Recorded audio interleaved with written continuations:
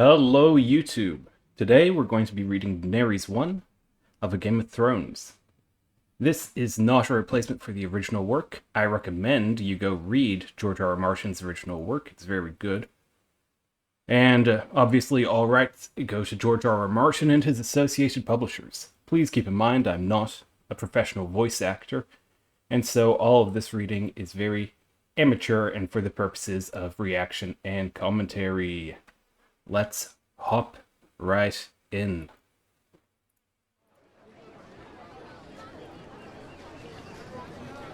Daenerys. Her brother held the gown up for her inspection. "This is beauty. Touch it. Go on. Caress the fabric." Dany touched it. The cloth was so smooth that it seemed to run through her fingers like water. She could not remember ever wearing anything so soft. It frightened her. She pulled her hand away. "Is it really mine?" "A gift from the Magister Illyrio," Viserys said, smiling. Her brother was in a high mood tonight. "The color will bring out the violet of your eyes, and you shall have gold as well, and jewels of all sorts. Illyrio has promised.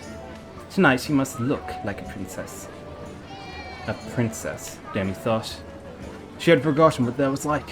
Perhaps she had never really known. "Why does he give us so much?" she asked. "What does he want from us?" For nigh on half a year they had lived in the Magister's house, eating his food, pampered by his servants. Dany was 13, old enough to know that such gifts seldom come without their price. Here in the free city of Pentos. "Illyrio's no fool," Viserys said. He was a gaunt young man, with nervous hands and a feverish look in his pale lilac eyes.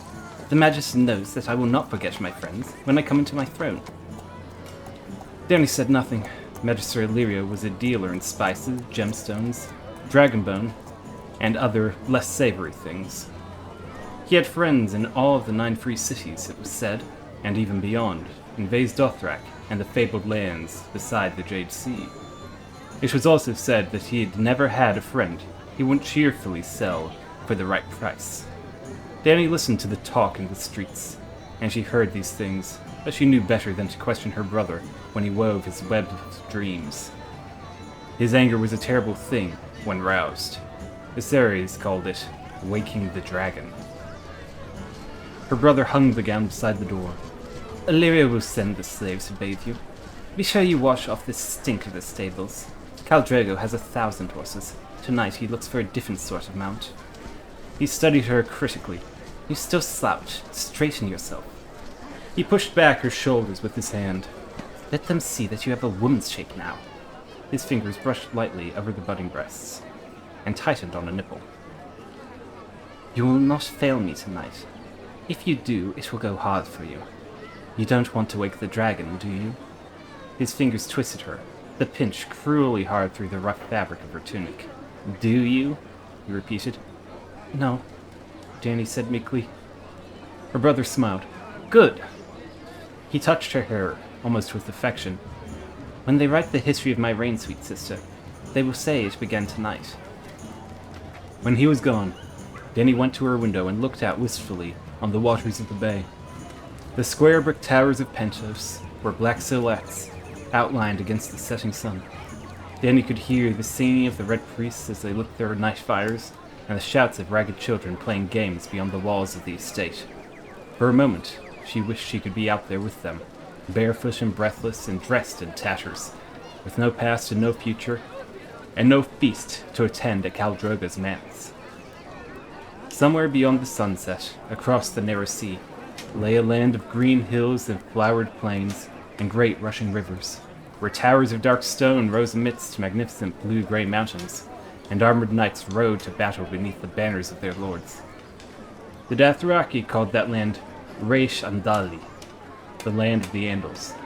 In the free cities, they talked of Westeros and the Sunset Kingdoms. Her brother had a simpler name, Land, he called it. The words were like a prayer with him. If he said them enough, the gods were sure to hear. Ours by blood right, taken from us by treachery. Ours still. Ours forever. You do not steal from the dragon, oh no. The dragon remembers. And perhaps the dragon did remember, but Dany could not. She had never seen this land her brother said was theirs, this realm beyond the narrow sea. These places he talked of, Casterly Rock and the Eyrie, Highgarden and the Vale of Arryn, Dorne and the Isle of Faces. They were just words to her. Viserys had been a boy of 8 when they fled King's Landing to escape the advancing armies of the usurper. But Daenerys had been only a quickening in her mother's womb. Yes, sometimes Dany would picture the way it had been. So often had her brother told her the stories, the midnight flight to Dragonstone, the moonlight shimmering on the ship's black sails, her brother Rhaegar battling the usurper in the bloody waters of the Trident, and dying for the woman he loved, the sack of King's Landing, by the ones Viserys called the usurper's dogs, the Lords Lannister and Stark. Princess Ellie of Dorne pleading for mercy as Rhaegar's heirs was ripped from her breast and murdered before her eyes. The polished skulls of the last dragons staring down sightlessly from the walls of the throne room while the Kingslayer opened father's throat with a golden sword. She'd been born on Dragonstone 9 moons after their flight, while a raging summer storm threatened to rip the island fastness apart. They said the storm was terrible. The Targaryen fleet was smashed while it lay at anchor. The huge stone blocks were ripped from their parapets and sent hurtling into the wild waters of the narrow sea. Her mother had died birthing her, and for that, her brother Viserys had never forgiven her. She did not remember Dragonstone either. They had run again, just before the usurper's brother set sail with new-built fleet. But then, only Dragonstone itself, the ancient seat of their house, had remained of the 7 kingdoms that had once been theirs. It would not remain for long. The garrison had been prepared to sell them to the usurper, but one night, Sir Willem Darry and 4 loyal men had broken into the nursery and stolen them both, along with their wet nurse, and set sail under the cover of darkness for the safety of the Bravosian coast. She remembered Sir Willem dimly, a great grey bear of a man, half-blind, roaring and bellowing orders from his sickbed. The servants had lived in terror of him, but he had always been kind to Dany.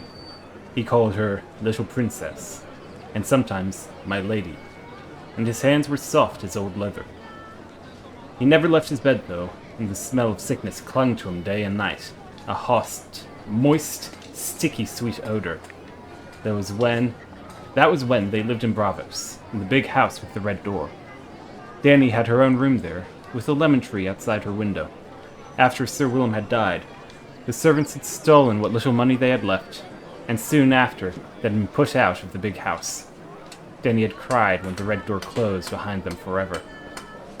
They had wandered since then, from Braavos to Myr, from Myr to Tyrosh, and on to Vohor and Volantis and Lys, never staying long in any one place. Her brother would not allow it. The usurpers hide knives are close behind them, he insisted, though Dany had never seen one. At first, the magisters and archons and merchant princes were pleased to welcome the last Targaryens into their homes and tables. But as the years passed and the usurper continued to sit upon the Iron Throne, doors closed and their lives grew meaner. Years passed, they had been forced to sell their last few treasures. And now, even the coin they had gotten from Mother's crown had gone, and the alleys and wine-skins of Pentos, they called her brother the Beggar King. Dany did not want to know what they called her. "We will have it all back someday, sweet sister," he would promise her. Sometimes his hands shook when he talked about it. The jewels and the silks, Dragonstone and King's Landing, the Iron Throne and the 7 Kingdoms, all they have taken from us. We will have it back. Viserys lived for that day. All that Daenerys wanted back was the big house with the red door, the lemon tree outside her window, the childhood she had never known. There came a soft knock on her door. "Come," Dany said, turning away from the window. Illyrio's servants entered, bowed, and set about their business. They were slaves, a gift from one of the Magister's many Dothraki friends. There was no slavery in the free city of Pentos. Nonetheless, there were slaves. The old woman, small and grey as a mouse, never said a word. But the girl made up for it. She was Illyria's favorite, a fair-haired, blue-eyed wench of 16 who chattered constantly as she worked. They filled her bath with hot water brought up from the kitchen and scented it with fragrant oils. The girl pulled the rough cotton tunic over Dany's head and helped her into the tub. The water was scalding hot, but Daenerys did not flinch or cry out. She liked the heat.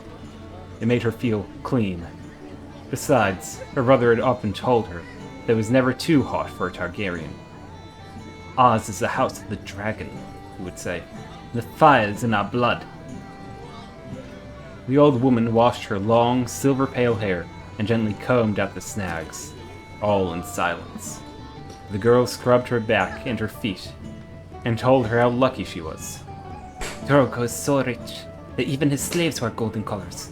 100,000 men ride in his caravan, and his place in Beis Dothrak has 200 rooms and doors of solid silver. There was more like that, so much more. Why, a handsome man the cow was, so tall and fierce, fearless in battle, the best rider ever to mount a horse, a demon archer. Daenerys said nothing. She would always assume that she would wed Viserys when she came of age. For centuries, the Targaryens had married brother to sister, since Aegon the Conqueror had taken his sisters to bride. The line must be kept pure, Viserys had told her 1,000 times. Theirs was the king's blood, the golden blood of old Valyria, the blood of the dragon. Dragons did not mate with the beasts of the field, and Targaryens did not mingle their blood with that of lesser men. Yet now Viserys schemed to sell her to a stranger, a barbarian. When she was clean, the slaves helped her from the water and toweled her dry. The girl brushed her hair until it shone like molten silver, while the old woman anointed her with the spice-flower perfume of the Dothraki plains, a dab on each wrist, behind her ears, on the tips of her breasts, and one last one, cool on her lips, down between her legs. They dressed her in the wisps of the Magister Illyrio had sent up, and then the gown, a deep plum silk to bring out the violet in her eyes. The girl slid the gilded sandals onto her feet, while the old woman fixed the tiara on her hair, and slid golden bracelets, crusted with amethysts, around her wrists. Last of all came the collar, a heavy, golden torque, emblazoned with ancient Valyrian glyphs. "Now you look all a princess," the girl said breathlessly when they were done. Jenny glanced at her image in the silvered looking glass that Illyrio had so thoughtfully provided. A princess, she thought. But she remembered what the girl had said, how Khal Drogo was so rich that even his slaves wore golden collars. She felt a sudden chill, and gooseflesh pimpled her bare arms.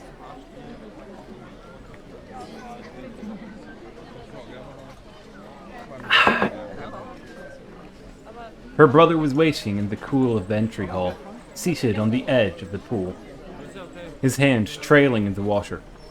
He rose when she appeared and looked her over critically. "Stand there," he told her. "Turn around, yes. Good. You look regal," Magister Illyrio said, stepping through an archway. He moved with surprising delicacy for such a massive man. Beneath loose garments of flame-colored silk, rolls of fat jiggled as he walked. Gemstones glittered on every finger, and his man had oiled his forked yellow beard until it shone like real gold. "May the Lord of Light shower you with blessings on this most fortunate day, Princess Daenerys," the Magister said as he took her hand. He bowed his head, showing a thin glimpse of crooked yellow teeth through the gold of his beard. "She is a vision, Your Grace, a vision," he told her brother. "Drogo will be enraptured." "She's too skinny," Viserys said. His hair, the same silver blonde as hers, had been pulled back tightly behind his head and fastened with a dragonbone brooch. It was a severe look that emphasized the hard, gaunt lines of his face. He rested his hand on the hilt of the sword that Illyrio had lent him, and said, "Are you sure that Khal Drogo likes his women this young?" "She has had her blood. She is old enough for the Khal," Illyrio told him. "Not for the first time.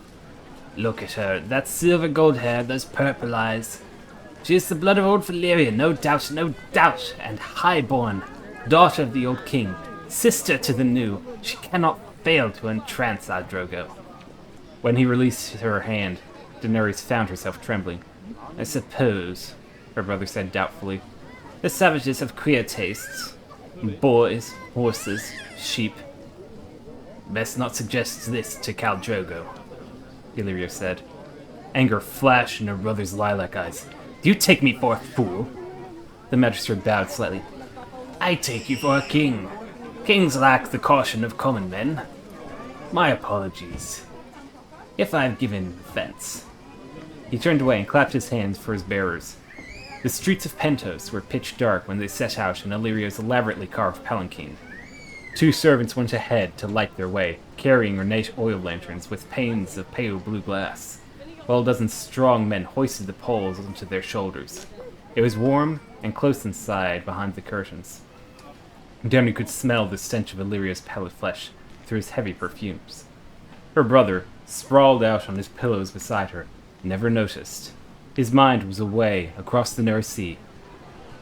We won't need his whole Khalasar, Viserys said. His fingers toyed with the hilt of his borrowed blade, though Dany knew he had never used a sword in earnest.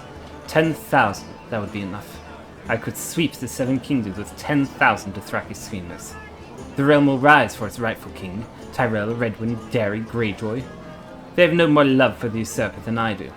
The Dornishmen burn to avenge Elia and her children, and the small folk will be with us. They cry out for their king.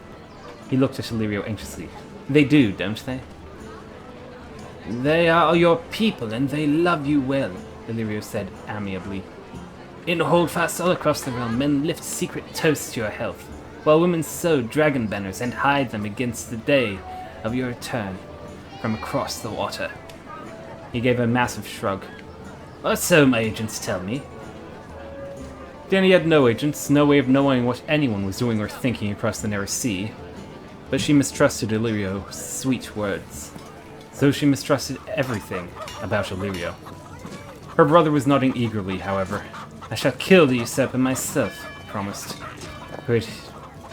He promised who had never killed anyone. As he killed my brother Rhaegar, and Lannister too, the Kingslayer, for what he did to my father.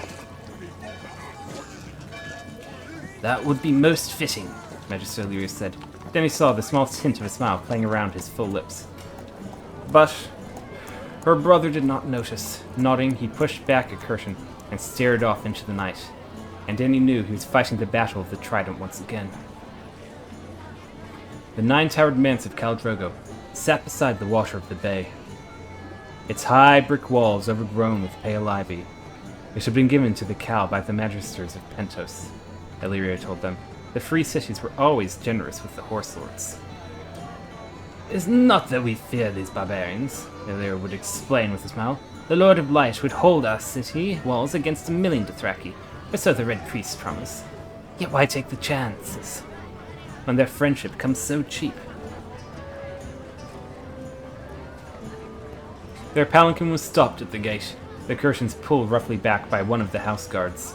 He had the copper skin and dark almond eyes of a Dothraki, but his face was hairless, and he wore the spiked bronze cap of the Unsullied.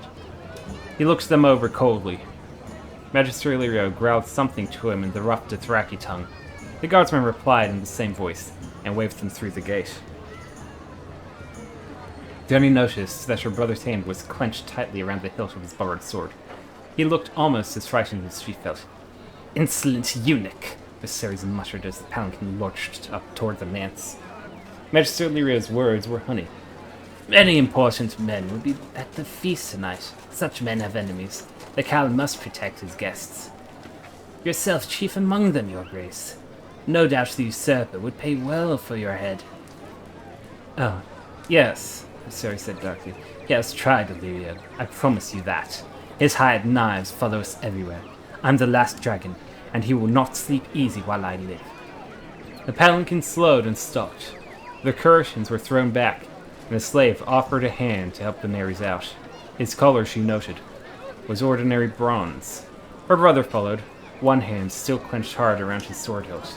It took 2 strong men to get Magister Illyrio back on his feet. Inside the manse, the air was heavy with the scent of spices, pinchfire and sweet lemon and cinnamon. They were escorted across the entry hall, where a mosaic of colored glass depicted the doom of Valyria, oil burned in black iron lanterns. All along the walls, Beneath an arch of twinning stone leaves, a eunuch sang their coming. Viserys of House Targaryen, the third of his name, he called in a high, sweet voice. King of the Andals and the Roynar, the First Men, Lord of the Seven Kingdoms and Protector of the Realm. His sister Daenerys Stormborn, Princess of Dragonstone. His honorable host, Illyrio Mapatus, Magister of the free city of Pentos. They stepped past the eunuch into a pillared courtyard, overgrown in pale ivy. Moonlight painted the leaves in shades of bone and silver as the guests drifted among them. Many with their Thraki horse lords, big men with red-brown skin, their drooping mustachios bound in metal rings, their black hair oiled and braided and hung with bells. Yet among them moved bravos and sellswords from Pentos, Emir, and Tyrosh, a red priest even fatter than Illyrio, hairy men from the port of Ibn, and lords from the Summer Isles with skin as black as ebony. Daenerys looked at them all in wonder, and realized, with a sudden surge of fear, that she was the only woman there. Illyrio whispered to them. Those are Drogo's blood riders there, he said. By the pillars Calmoro, with his son, Rogoro. The man with the green beard is brother to Arkhan of Tyrosh, and the man behind him is Ser Jorah Mormont. The last name caught Daenerys. A knight? No less, Illyrio smiled through his beard, anointed with the 7 oils by the High Septon himself. What is he doing here? She blurted. The usurper wanted his head, Illyrio told them. Some trifling affront. He sold some poachers to a Tyroshi slaver instead of giving them to the Night's Watch. Absurd law, a man should be able to do as he likes with his own chattel. I shall wish to speak with Ser Jorah before the night is done, her brother said. Dany found herself looking at the knight curiously. He was an older man, past 40 and balding, but still strong and fit. Instead of silks and cottons, he wore wool and leather. His tunic was a dark green, embroidered with the likeness of a black bear standing on 2 legs. She was still looking at the strange man from the homeland she had never known, when Magister Illyrio placed a moist hand on her bare shoulder. Over there, sweet princess, he whispered. There's the Khal himself. Dany wanted to run and hide, but her brother was looking at her, and if she displeased him, she knew he would wake the dragon. Anxiously, she turned and looked at the man Viserys hoped would ask to wed her before the night was done. The slave girl had not been far wrong, she thought. Khal Drogo was a head taller than the tallest man in the room, yet somehow light on his feet, as graceful as the panther in Illyrio's menagerie. He was younger than she'd thought, no more than 30. His skin was the color of polished copper, his thick mustachios bound with gold and bronze rings. I must go and make my submissions, Magister Illyrio said. Wait here, I shall bring him to you. Her brother took her by the arm as Illyrio waddled over to the Khal, his fingers squeezing so hard that they hurt. Do you see his braid, sweet sister? Drogo's braid was black as midnight and heavy with scented oils, hung with tiny bells that rang softly as he moved. It swung well past his belt, below even his buttocks, the end of it brushing against the back of his thighs. You see how long it is, Viserys said. When the Thraki are defeated in combat, they cut off their braids in disgrace, so the world will know their shame. Khal Drogo has never lost a fight. He is Aegon the Dragon Lord come again, and you will be his queen. Then he looked at Khal Drogo. His face was hard and cruel, his eyes as cold and dark as onyx. Her brother hurt her sometimes when she woke the dragon, but he did not frighten her the way this man frightened her. I don't want to be his queen, she heard herself say in a small, thin voice. Please, please, Viserys, I don't want to. I want to go home. Home? He kept his voice low, but she could hear the fear in his tone. How are we to go home, sweet sister? They took our home from us. He drew her into the shadows, out of sight, his fingers digging into her skin. How are we to go home? He repeated, meaning King's Landing and Dragonstone and all the realm they had lost. Dany had only meant their rooms in Magister Illyrio's estate. No true home, surely, though all they had, but her brother did not want to hear that. There was no room there for him. Even the big house with the red door had not been home for him. His fingers dug hard into her arm, demanding an answer. I don't know, she said at last, her voice breaking. Tears welled in her eyes. I do, he said sharply. We go home with an army, sweet sister, with Khal Drogo's army. That is how we go home, and if you must wed him and bed him for that, you will. He smiled at her. I'd let his whole Khalasar fuck you, if need be, sweet sister. All 40,000 men, and the horses too, if that was what it took to get my army. Be grateful it is only Drogo. In time, you may even learn to like him. Now dry your eyes, Illyrio is bringing him over, and he will not see you crying. Then he turned and saw that it was true. Magister Illyrio, all smiles and bows, was escorting Khal Drogo over to where they stood. She brushed away unfallen tears with the back of her hand.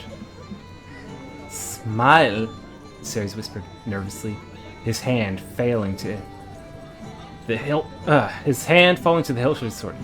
And stand up straight. Let him see that you have breasts. Gods know you have little enough as it is. Daenerys smiled and stood up straight. That was Daenerys 1 of A Game of Thrones. A very good chapter, I think. We get introduced to the Eastern Continent and the Targaryens and Illyrio. A large, rich, fat man who is not to be trusted, who has more going on behind the scenes. A common archetype that you'll see throughout the Game of Thrones series. Funnily enough, something I noticed reading this chapter is, while on first read and first reaction, Illyrio obviously is very, he's honeyed, he's sweet, and untrustworthy, and he's lying straight up to Viserys. But a lot of the things Viserys says don't turn out to be all that wrong. The Dornish do still seethe over the death of Elia Martell. And the houses, such as the Tarleys, for example, are still Targaryen loyalists. So, while Viserys is initially portrayed as a fool, he's not nearly, I think, as much fool as the books, give him as. And obviously, at this point, we see Daenerys at her sort of weakest and lowest, and she's going to be built up throughout the course of the series into someone strong, powerful, and inspiring. But right now, she's very much just a scared little girl, Which makes what happens in the following chapters all the more messed up. Okay, thank you for sticking around if you have. If you liked the video, please like, comment, subscribe, all that junk. And I'll be seeing you again later. Bye.